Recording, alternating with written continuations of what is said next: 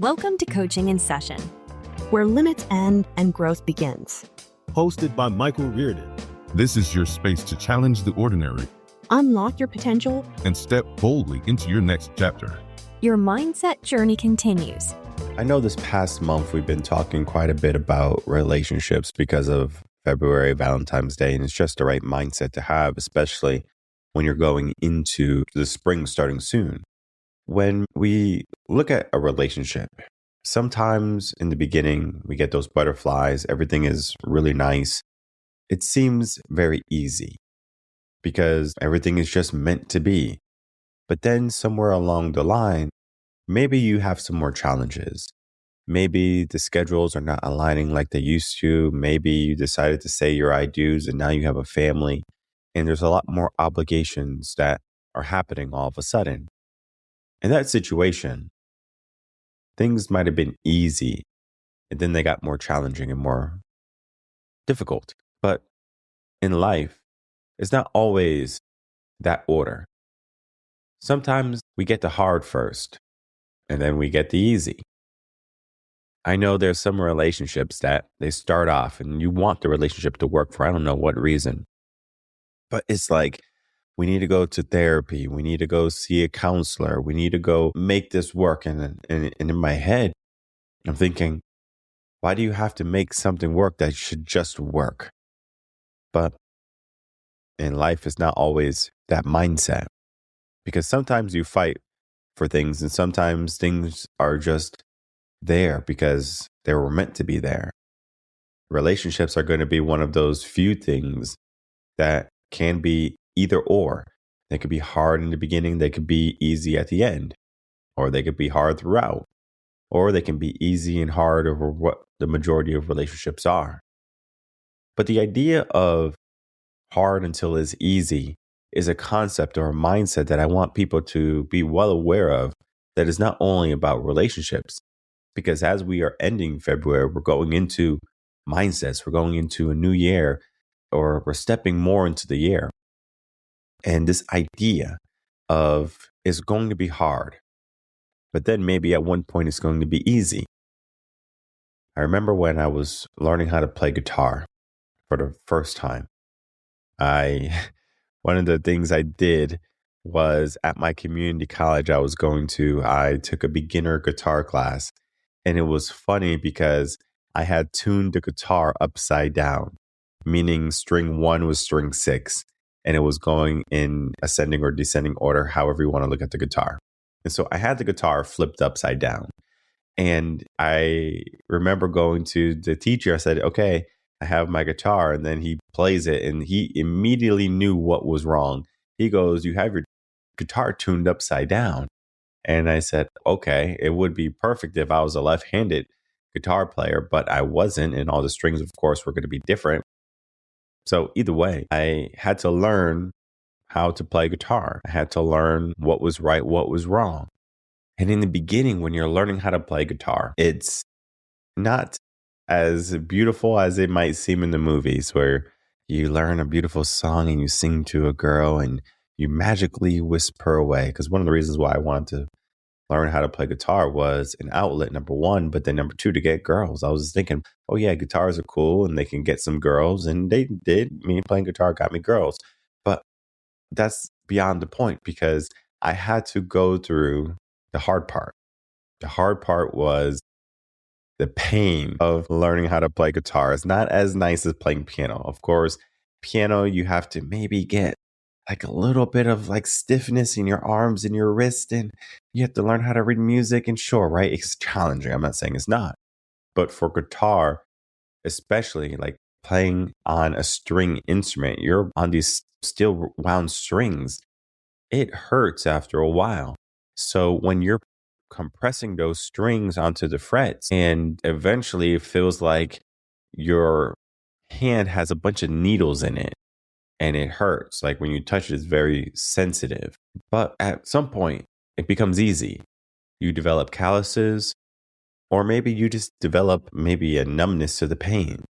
So this can go away because if you don't play guitar and you start to play again, you're going to feel it again. Very similar to the gym. And we're going to be getting into that in just a moment. But at some point it becomes easy, but you have to go through that hardship in the beginning. Most people, they quit because it's hard, it's challenging.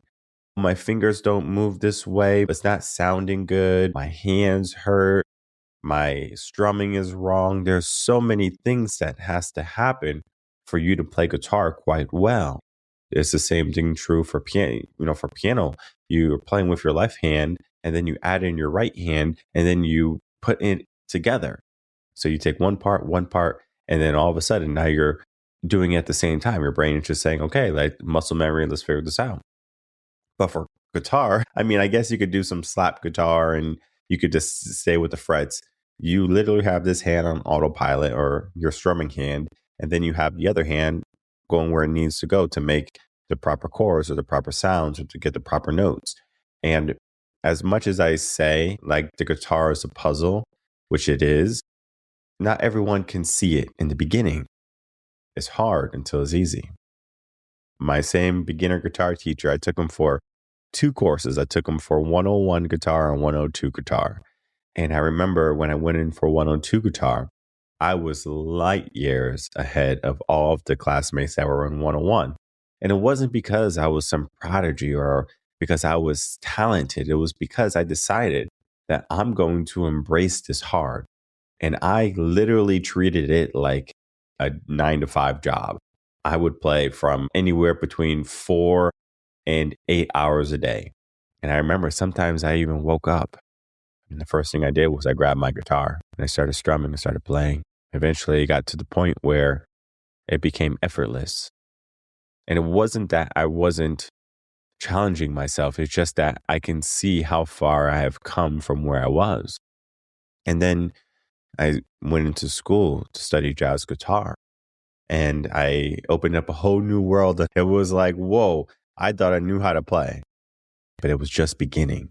Let's look at another area where it might be hard until it's easy. The gym. Many of you, if you have embarked on the New Year's New Me resolution bit, you might have given yourself a mindset of maybe being in a better mindset or better shape, body, whatever. And you might have got a gym membership or you started doing some things in your home. And if you have been religious to it, you might have felt things in your body that you might have not felt in a long time, like soreness, like your legs quivering or your hands shaking because you're gripping onto a bar or something along these lines. Your body's acclimating. This soreness, this uncomfortable feeling of working out and then your body's in the recovery phase is not easy. It's hard, it's challenging. Going to the gym also has a hard part to it. Waking up, getting out of bed, and going to do something that you know is going to maybe suck. For example, leg day. Leg day and me are like nemesises, but like we go at each other every single week, 2 times a week.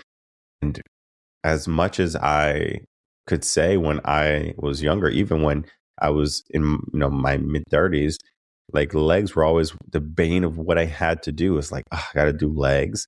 I would rather do back or biceps and triceps or chest, anything else.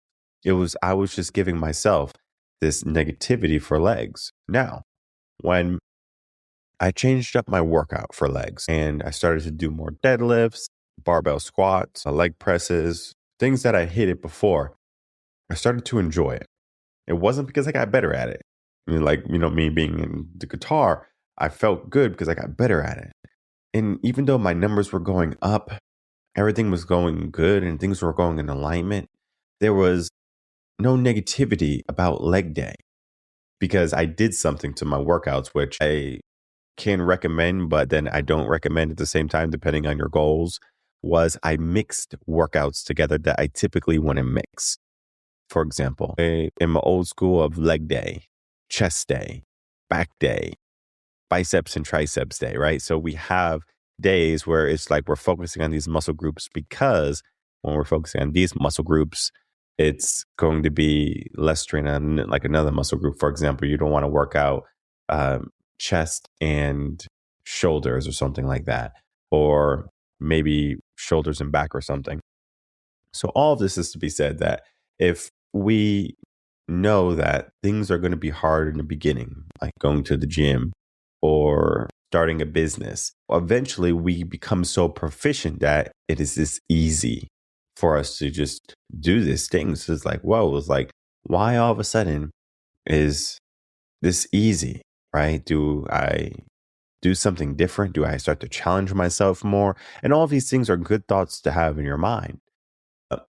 The hard until it's easy is a very human nature thing because we can even go to the bare bones of what life is in general. Life is born and then life is ended.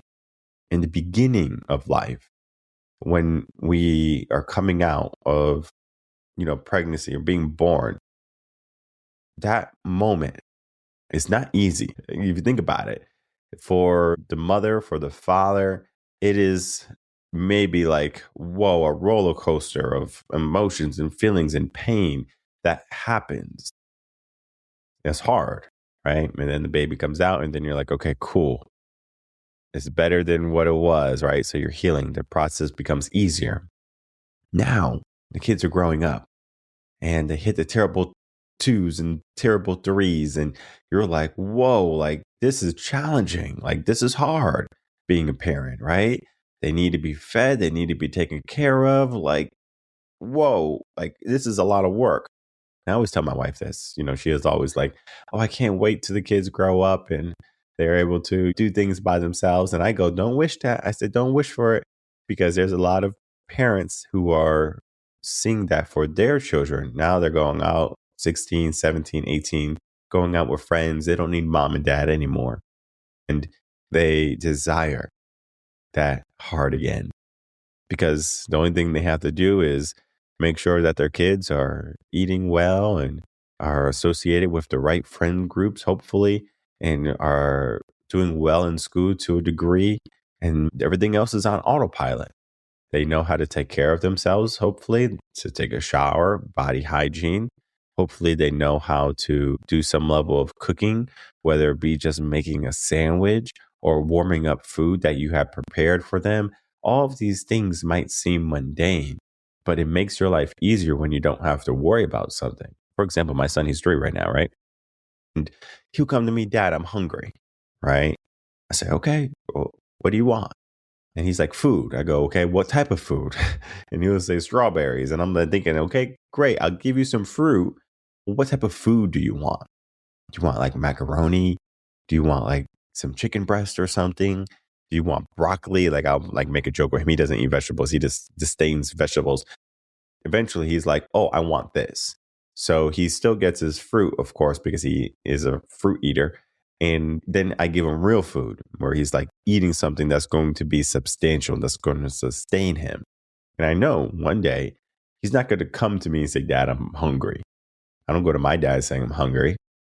Even when now, if I go up to Connecticut to go see them, I say, hey, I'm going to go get some food. Do you want anything?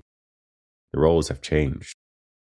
Sometimes in life, going back to how we were born, and then one day how we end. Maybe we have elderly grandparents, and at one point, everything was easy, right? Where everyone's on autopilot. But then you have to worry about their care. You have to worry about if they've eaten, if they are doing what they need to do, because sometimes what happens when you get up there in age, you start to neglect yourself for the things that you should be doing, whether it be walking or reading or socializing or even just drinking water. Because I remember even when I worked in a nursing home, people would not drink water because they didn't want to deal with the struggle of going to the bathroom. So they would get all of these infections and there'll be all of these problems. And it's because their life is hard right now. They just want the easy. I think of when someone is going through those moments toward the end, as much as it is hard for everybody, the family and them, the moment grief happens as well, that's hard as well. No matter how many times someone that you love passes away, you don't get used to it. That grief is always going to be hard. I know absolutes are kind of one of those things where it's just like, yeah, one day I'll get used to it, but I hope you never do. That makes you human immensely, because when we have those moments, we appreciate life so much more because it helps us pay attention. Because our life is fleeting, if you think about it. We have a set amount of days left, a set amount of hours, minutes, that's it. Seconds, we're done. Not saying it has to happen right now or tomorrow or next week. I hope it doesn't. I hope you have many more years to enjoy what is you. But then in those moments of grief, it feels like time stops. So that hard that you were dealing with making sure that your mom or your grandma or grandparents or whatever it be were taken care of. Now you're trying to figure out, how am I going to be taken care of? So you're going through that hardship. That grief is there. Well, they say time heals all wounds, right?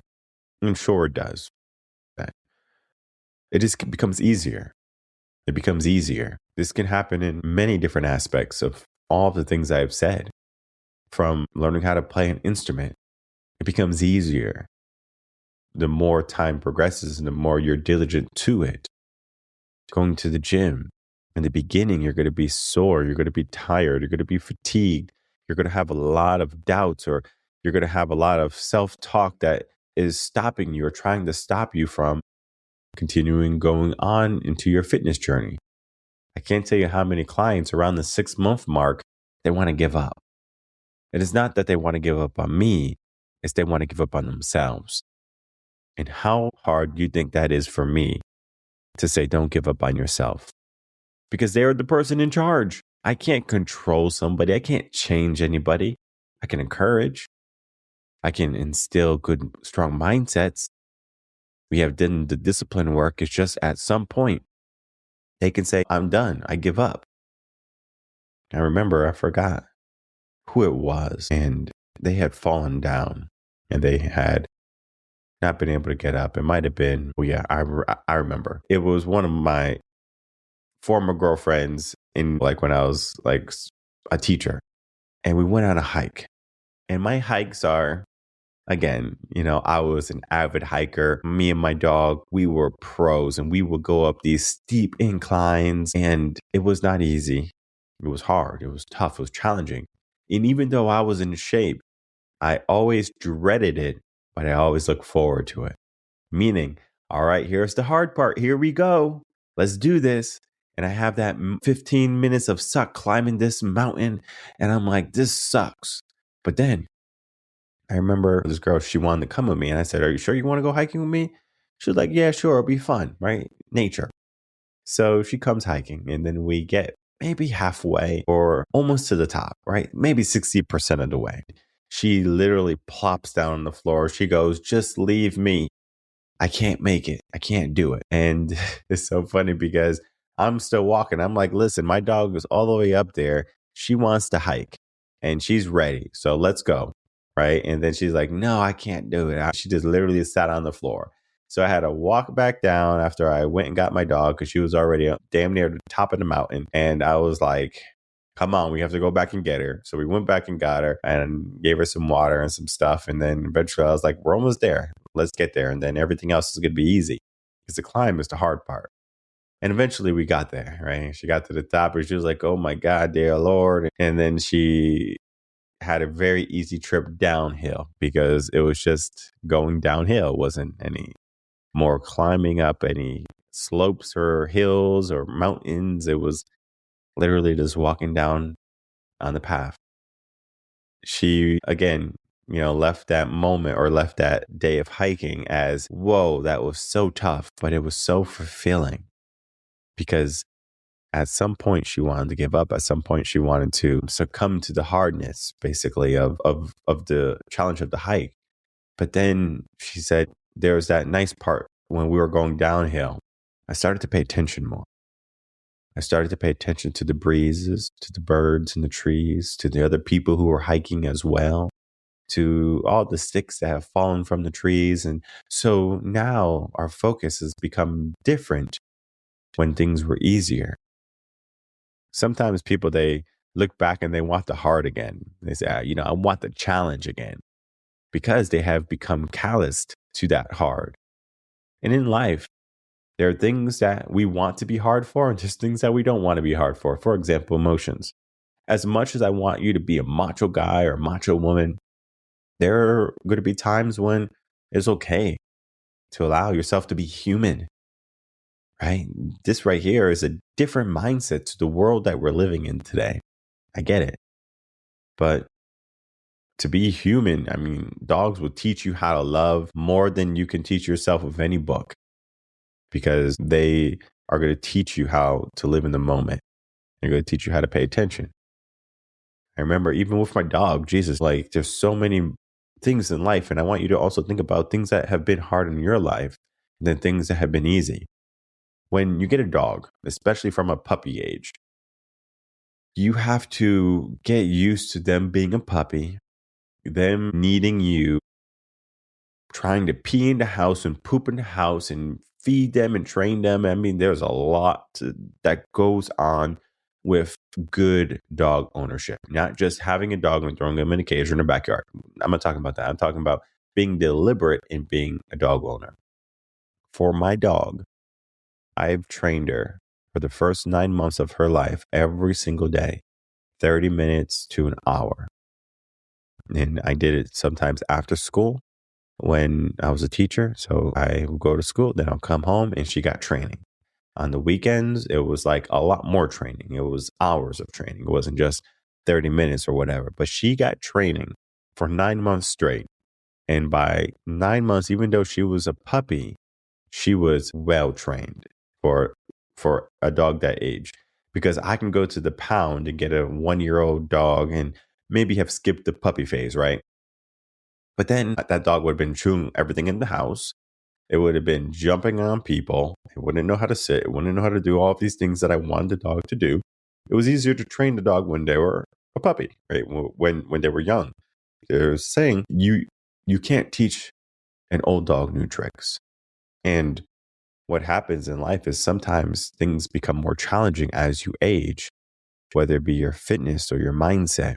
We get stuck in our ways because the life that we live is very elevated, or it's not elevated. It's just static. It's that homeostasis. But what we should be doing is trying to elevate ourselves and to grow, right? Think of our muscles. We want them to grow. Think of our mindsets. We want them to grow. Think of our relationships. We want them to grow. Think of our businesses. We want them to grow. How many people allow that growth to be halted or stopped because things are too hard or challenging for a moment? Most people will throw in the towel before easy ever even comes to them. So which one should we look for? Should we look for the hard or should we look for the easy? And this right here is a mindset. It's very similar to the mindset of a growth-minded individual and a fixed-minded individual, where you could be growth-minded and you could be positive and you can be hungry for change, positive change, or you could just be a fixed-minded individual that's just stuck, that's static, that's not seeing the future for anything more than what is today. Well, sometimes you have to go through that hard in order for change to happen. I remember when I wanted to change, it was not easy. But when I became the person that I was looking at, I said, whoa, it's not hard to maintain. So there's a journey that we have to embark on, whether you consider it just yourself or maybe a person or a loved one. There is something in your life right now that is hard, where it could be a moment of grief, of loss, of love, of physical fitness, of mindset, mentality, whatever you want to look at as something that you want to change, but was going to be challenging and difficult. I ask that you walk on that path. And as you begin to walk, you might be out of breath. You might get sore. You might get tired, but I want you to keep on going. Because at some point, you're going to say, this is another walk in the park. This is easy. But it doesn't just happen automatically. We have to put in the work. So figure out what you have to put in the work for in your life today. It could be yourself. It could be, again, like I said, the moments. You have to identify it and then embark on it. And of course, you don't have to do that hard by yourself. you can get a coach. You can reach out to us, revenconcepts.com. You can look at all the things that you wanted to do and then begin that journey, whether it be starting a business, maybe looking at your family life a little bit more, maybe making it your own into an own unique way. Maybe you are in a hard place right now for, with your health and you want to make some changes. Or maybe there was some level of loss or grief that you had to deal with. It could be anything. It could be your pet. It could be a loved one. It could be a job. Grief is grief. And grief can be challenging. It's hard in the beginning, but then it can get easy. They say time heals all wounds, as I said before. But just because a wound is healed, it doesn't mean that the trauma or that the damage has not been done. We have to do the work beneath the surface as well. It's not just what we show the world, it's what we are in the world. So, like I said, check out the link below if you need a consultation, if you need support. I'm here for you. I understand that not everything in life is going to be easy all the time. But sometimes we can appreciate that hard moment, that challenging moment, because it's those moments who make us who we are.